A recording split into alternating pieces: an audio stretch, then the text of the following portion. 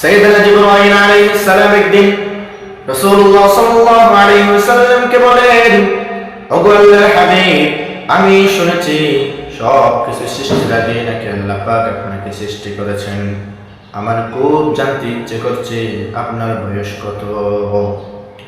বিশ্বনবী সাল্লাল্লাহু আলাইহি ওয়াসাল্লাম বলেন, ও জিবরিল, আমার বয়সের কথা বাদ দাও, আগে বলো তোমার বয়স কত।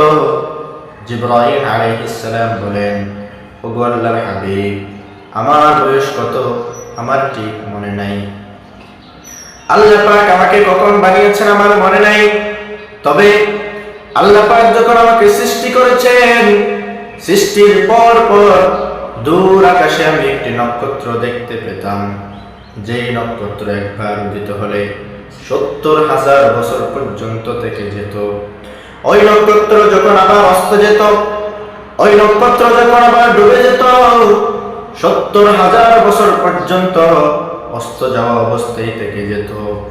এভাবে একবার উদিত হওয়া, একবার অস্ত যাওয়া, ৭০,০০০ বছর পর্যন্ত উদিত থাকা, ৭০,০০০ বছর পর্যন্ত অস্ত যাওয়া, এভাবে আমি জিবরাইল ৭২,০০০ বছর পর্যন্ত দেখেছি।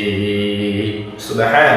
জিবরাইল আলাইহিস সালাম বলেন, ওগো আল্লাহর হাবিব, এবার আপনি চিন্তা করে দেখুন, ক্যালকুলেট করে দেখুন আমার বয়স কত। রাসূলুল্লাহ সাল্লাল্লাহু আলাইহি ওয়াসাল্লাম মুস্কি হাসলেন।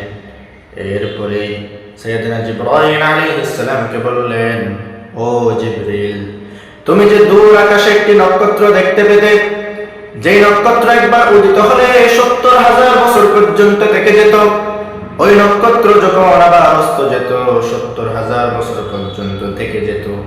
এভাবে তুমি ৭২,০০০ বছর পর্যন্ত দেখেছ। যেই নক্ষত্রকে তুমি একবার, দুবার নয়, তিনবার নয়, ১,০০০, ২,০০০ বছর নয়, ৭২,০০০ বছর পর্যন্ত এভাবে দেখেছ, ওই নক্ষত্র হলাম আমি, মুহাম্মাদুর রাসূলুল্লাহ সাল্লাল্লাহু আলাইহি ওয়াসাল্লাম। সুবহানাল্লাহ।